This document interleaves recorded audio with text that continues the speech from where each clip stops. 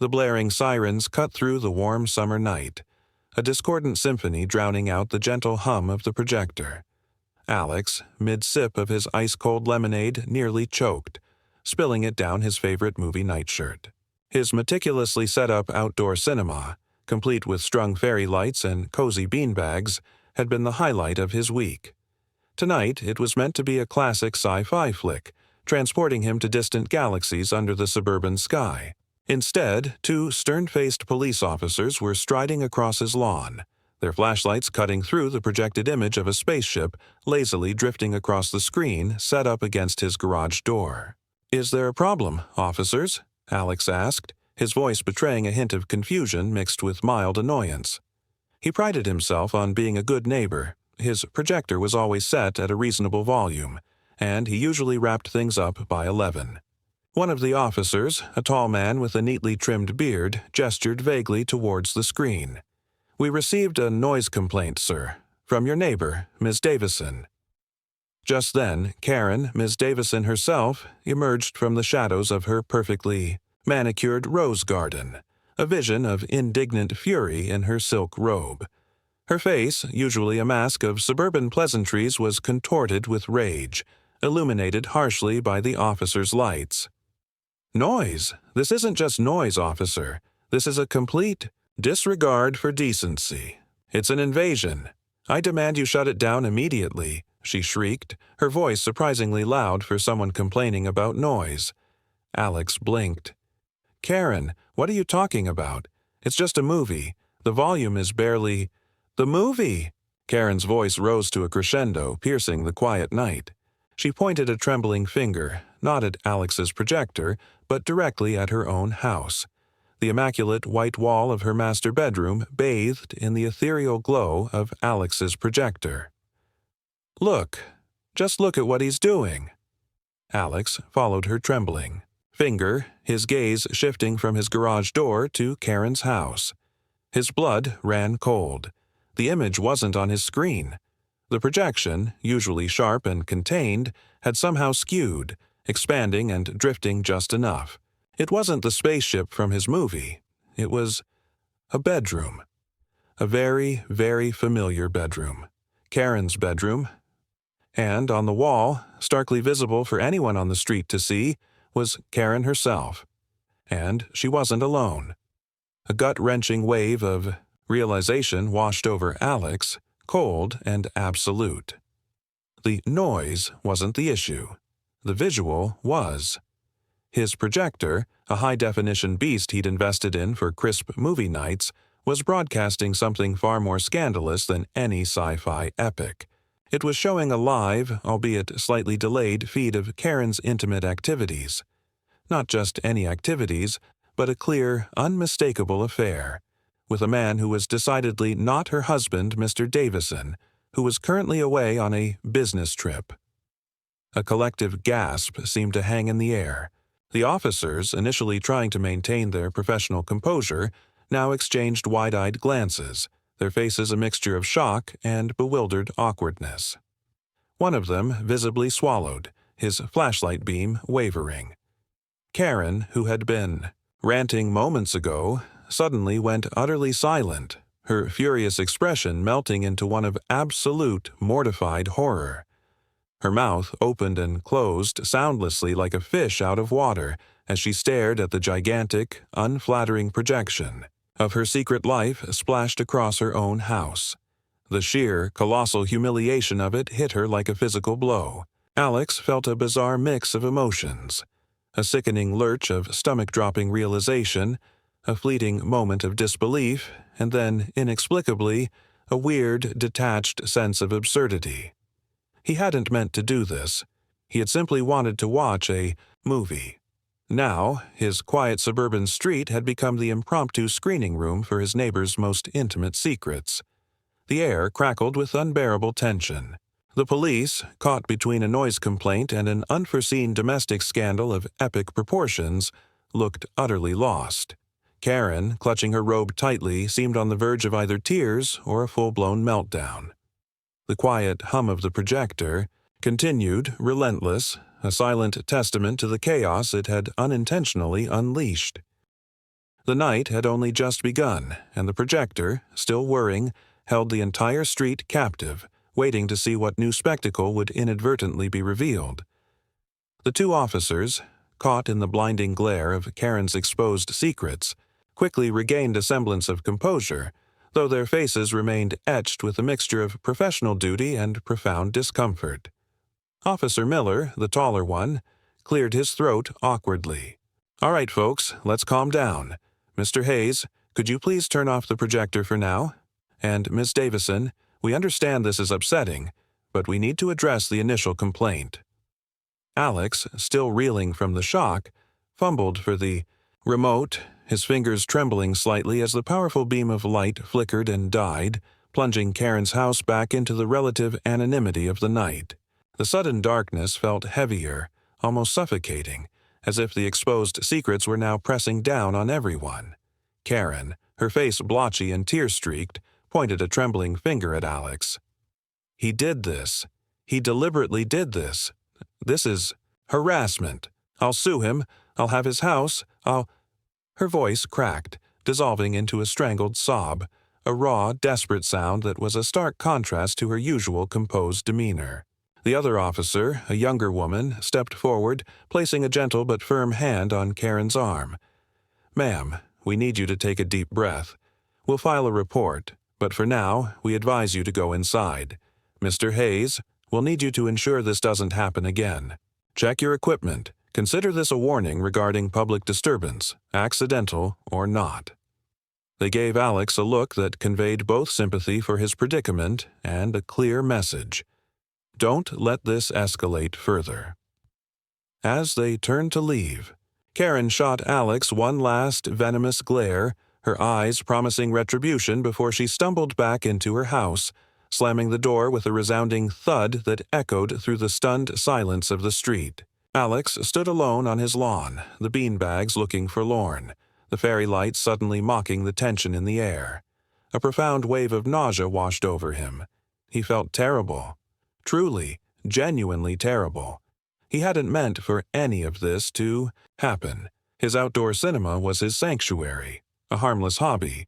Yet, a single, accidental misalignment had detonated a bomb in his quiet neighborhood. He wanted to apologize, to explain, to somehow unsee what he had seen. But Karen's furious, almost animalistic reaction had slammed the door shut on any attempt at reconciliation. Her rage wasn't just about embarrassment. It felt deeper, more primal, as if he had threatened her very existence. He grappled with the absurdity of it all.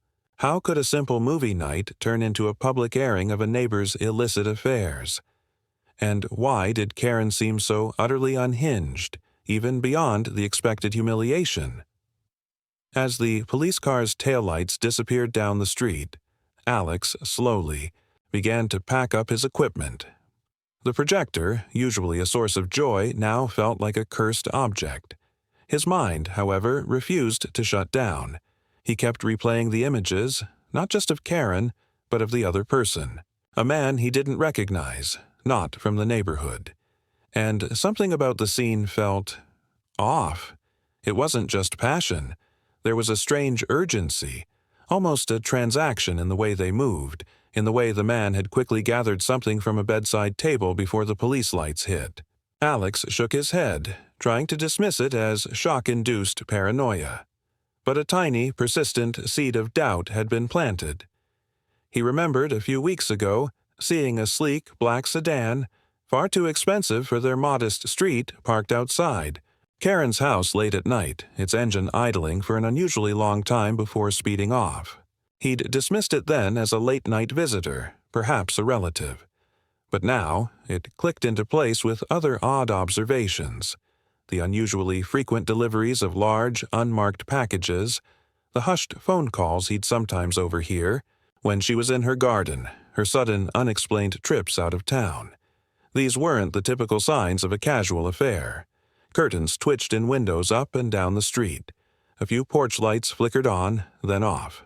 Mrs. Henderson, from across the street, a notorious busybody, was pretending to water her petunias, but her eyes were glued to Alex's house. He could almost hear the whispers already forming, spreading like wildfire through the neighborhood group chats. Some would be shocked, some would be secretly thrilled by the drama, and a few, he suspected, might already have had their own quiet suspicions about Karen. She was always so perfect, so meticulously put together, almost too much so. There was a veneer that felt thin. As Alex wrestled with a stubborn cable, something caught his eye near the edge of Karen's property line, glinting faintly in the residual glow of his fairy lights. It was a small metallic object, no bigger than his thumb. He walked over, his heart thumping with a strange mix of dread and morbid curiosity. He picked it up. It was a tiny, exquisitely crafted USB drive, the kind used for high-security data. It felt cold and heavy in his palm.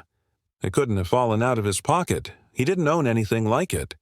It must have belonged to Karen, or perhaps to her late-night visitor.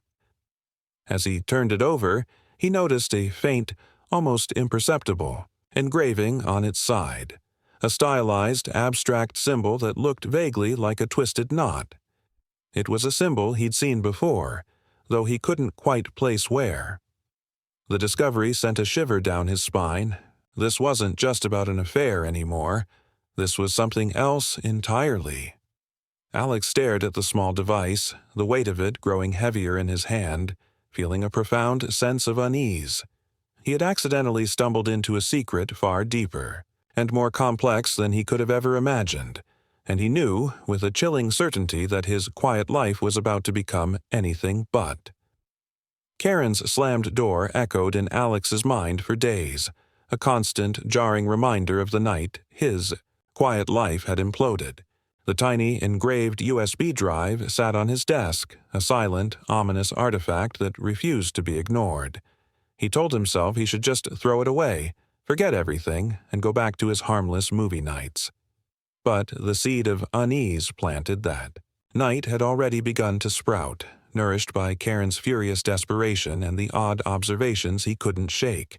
He wasn't trying to be a snoop, he simply couldn't unsee what he'd seen, nor could he unhear the unsettling silence. From Karen's house since the incident. It wasn't the silence of shame, it was the silence of something simmering, something dangerous. His reluctant curiosity morphed into something closer to self-preservation. After the initial shock wore off, the public humiliation Karen endured seemed to have hardened her, not broken her. He'd seen her fleetingly, her eyes like chips of ice whenever they met, a chilling promise of retaliation hanging unspoken in the air. This wasn't just about cheating on her husband.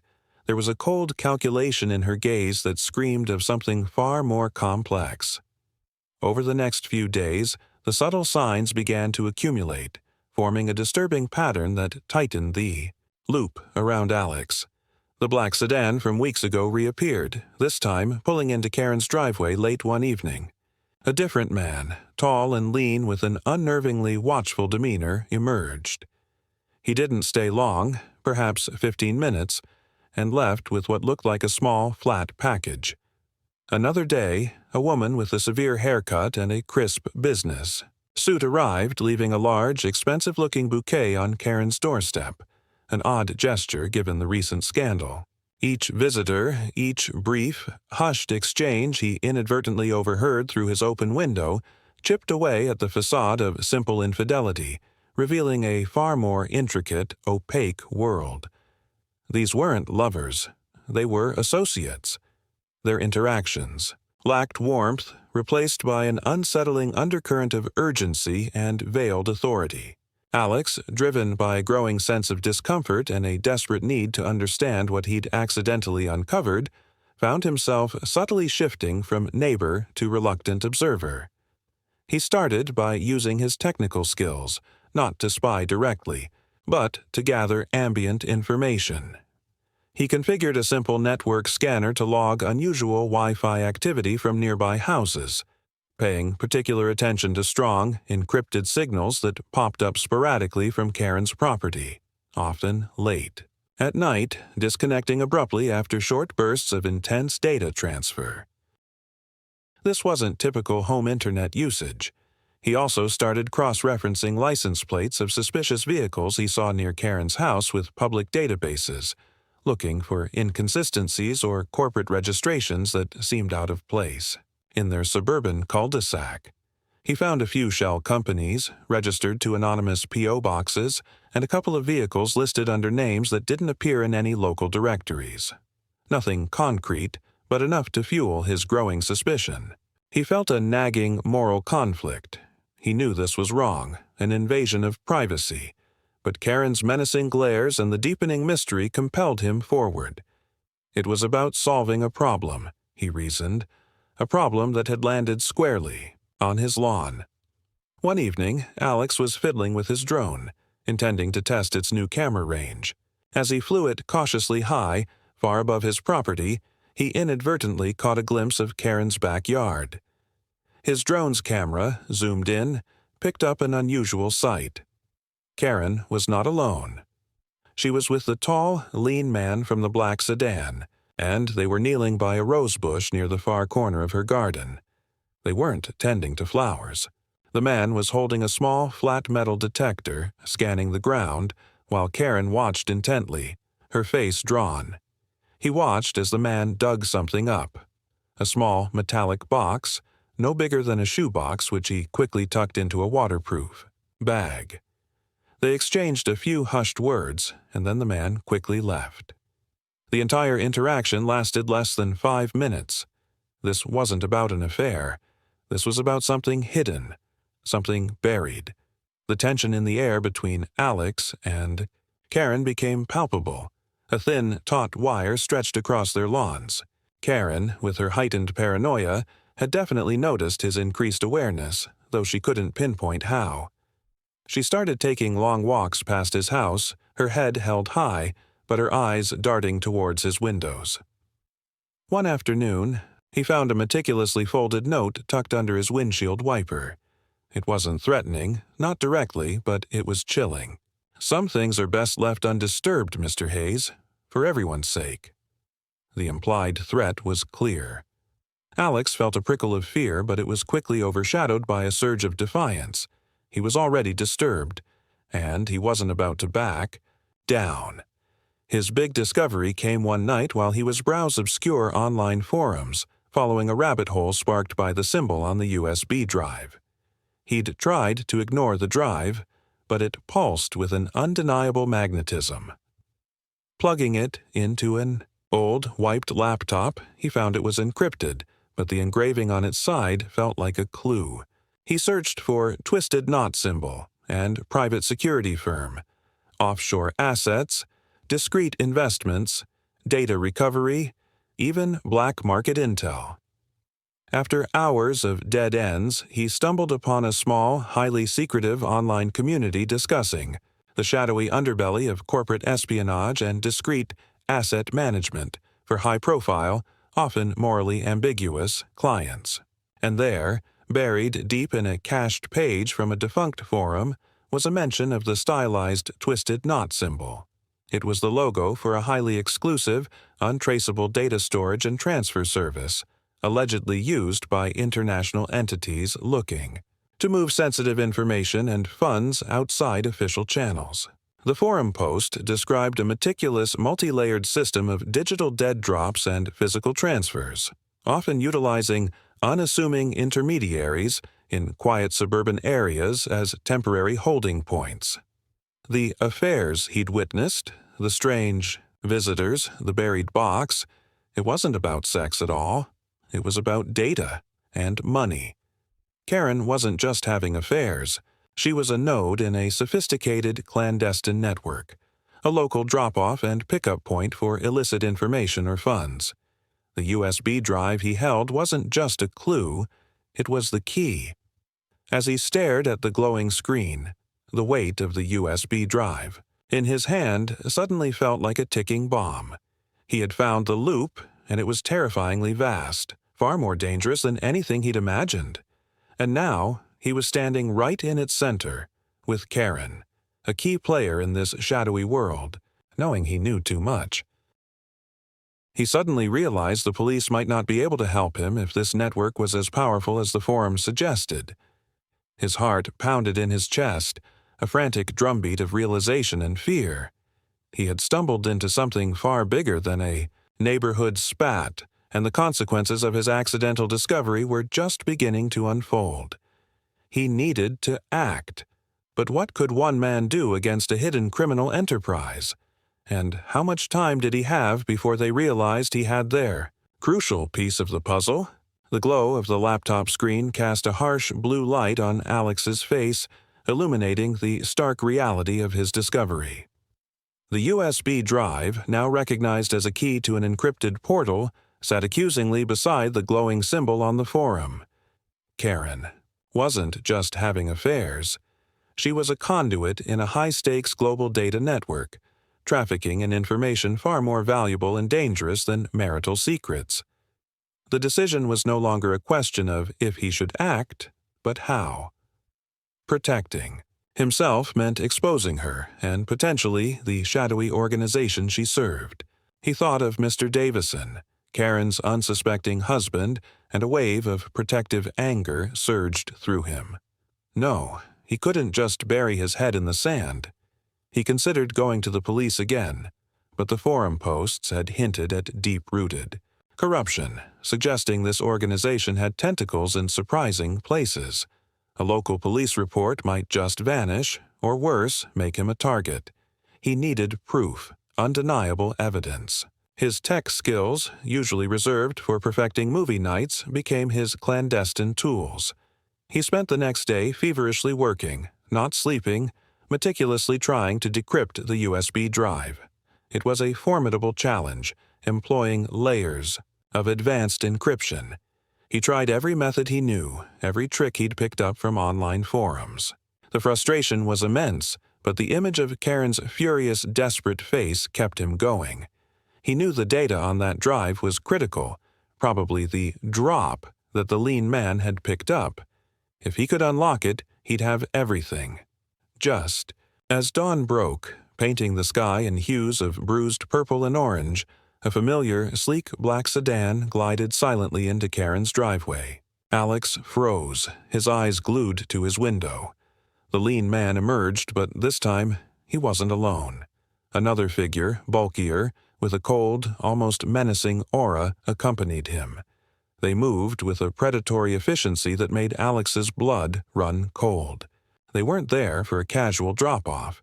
They were here for a deeper reason, possibly prompted by Karen's distress after the Projector incident. Alex had a horrifying thought. What if the USB drive he had was the one they were looking for? What if it was essential? A low thud, then a muffled shout emanated from Karen's house. Alex's heart hammered against his ribs. This wasn't just a secret business meeting. This was a confrontation. He knew he had minutes, maybe seconds. He furiously typed, hitting combinations, running scripts. His mind raced. He remembered a back door, a long-shot exploit for this type of encryption, rumored to exist but rarely seen. He typed the final command, his fingers flying across the keyboard. The screen flickered, a progress bar crawled agonizingly slowly, then a flood of data. Files, ledgers, encrypted communications, images. The loop wasn't just blackmail or a scam. It was a vast international network of corporate espionage, industrial sabotage, and illicit arms dealing, with Karen acting as a crucial, highly trusted local handler, coordinating drops and exchanges.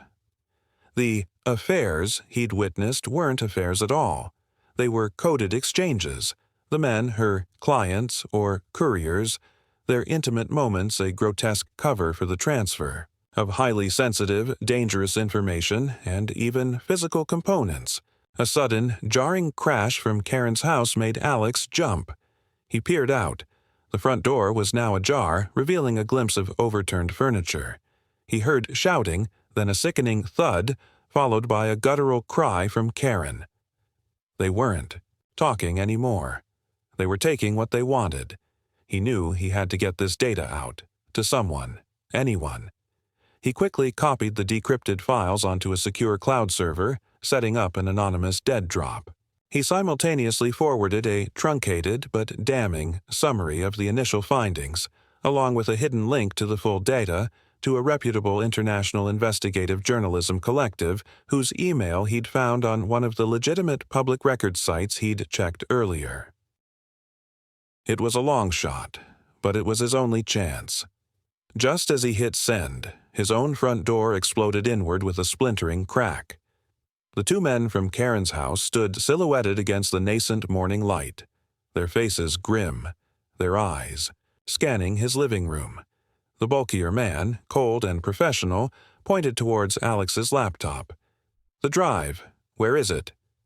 Alex scrambled back, clutching the tiny USB drive tightly in his hand. He had the information, but now he was caught. He was in direct peril. "I don't know what you're talking about," he bluffed, his voice a shaky whisper. The lean man smirked, pulling a small menacing blade from his jacket. "Don't play dumb, Alex. Karen told us everything. She saw you with it. That drive is vital." Alex realized Karen, in her desperation to save herself, had likely sacrificed him, betrayed him. He felt a surge of adrenaline, cold and sharp. He had to escape. He lunged for the back door, narrowly dodging the bulky man's outstretched arm. He burst into his backyard, scrambling over his upturned beanbags, the projector still lying forlornly where he'd left it. He could hear them crashing through his house behind him, shouting his name. He ran for the fence, his heart a wild drum against his ribs. He heard a thud behind him, the bulky man struggling to get over the fence. Alex scrambled over his own, landing heavily on the other side, then sprinted down the alleyway, the small USB drive a burning ember in his palm. He had the truth. But now they were coming for him, and the neighborhood, once a haven, had become a deadly trap. He didn't know where to go or who to trust, but he knew one thing. He couldn't let them get their hands on this data. Not now, not ever. The hunt was on, and Alex, the unassuming movie enthusiast, was suddenly the most wanted man in the quiet suburban cul-de-sac.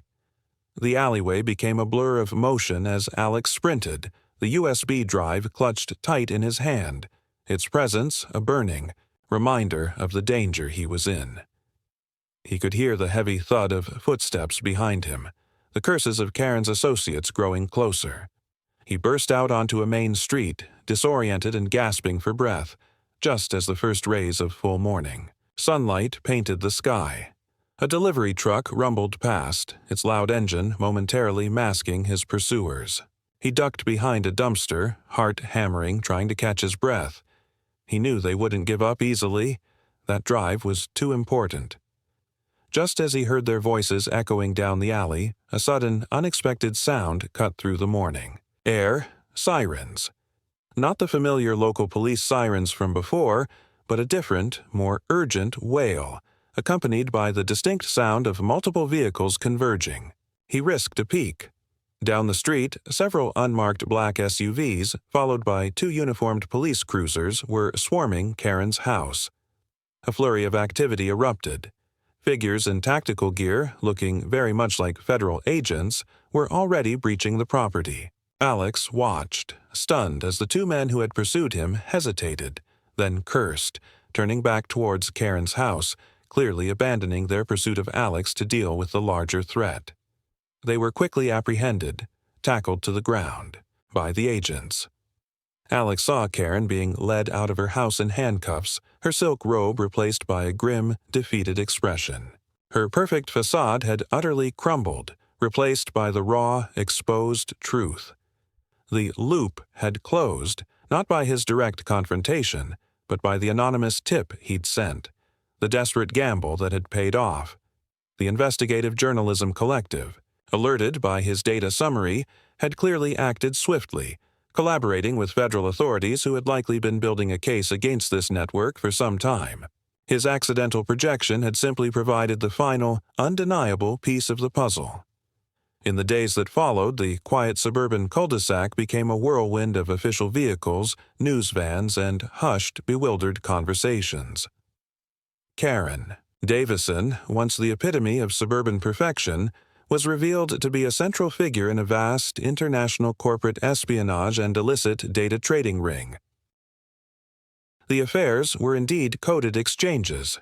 The men, not lovers but high-value clients and couriers, their intimate moments a grotesque charade to mask the transfer of sensitive information and even physical components of illegal tech. The USB drive Alex held was later confirmed to contain critical evidence, linking her to a global network that had compromised national security and defrauded countless corporations. Her reputation didn't just crumble, it was obliterated, replaced by headlines screaming of betrayal and illicit dealings. Mr. Davison, her unsuspecting husband, returned from his business trip to find his life in ruins, caught in the wake of his wife's shocking double life. Alex, meanwhile, found himself in an uncomfortable spotlight. He was questioned extensively by federal agents, who, after verifying his story and the authenticity of the data he provided, treated him not as a suspect, but as an accidental hero. He was a reluctant witness, a key player in bringing down a dangerous operation. His name was kept out of the official press releases, but within the neighborhood, whispers turned into open stares. Some neighbors, like Mrs. Henderson, looked at him with a mixture of awe and suspicion, as if he possessed some hidden, dangerous power. Others, those who had perhaps always found Karen a bit too perfect, offered quiet nods of understanding, a silent acknowledgement of the truth he had inadvertently exposed. His outdoor cinema, once a source of innocent pleasure, now felt charged with a different kind of energy. He hadn't set it up since that night. Life slowly returned to a new normal. The police cars eventually left, the news vans dwindled. But the memory of that night lingered like a persistent echo. Alex still loved movies, but the magic of projecting them onto a screen in his backyard felt different, tainted. He tried it once, a few weeks later, setting up his projector, but he kept glancing at Karen's house, now dark and empty, a stark monument to secrets and consequences. The joy was gone, replaced by a lingering unease. He realized that accidental discoveries often came with unintended burdens. He hadn't sought out trouble, but trouble had found him, projected onto his neighbor's house for all to see. The story of Alex and Karen became a cautionary tale in the neighborhood, a stark reminder that appearances could be deceiving, and that the quiet lives behind closed doors often held unimaginable complexities. Alex was no longer just the movie guy. He was the man who accidentally exposed a spy, the unwitting catalyst for a major federal bust.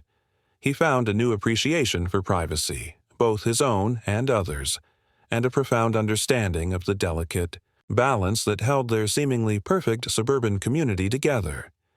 He never quite regained his carefree approach to outdoor cinema, but he had gained something far more valuable, a deeper understanding of the hidden currents beneath the surface of everyday life. The projector sat in his garage, a silent relic of a night that changed everything, a testament to the fact that sometimes the most shocking stories aren't found on a screen, but projected, quite literally, onto your neighbor's house. The loop had closed, but its ripples would spread far beyond the quiet cul-de-sac, a permanent reminder of the day an accidental projection unveiled a dangerous truth.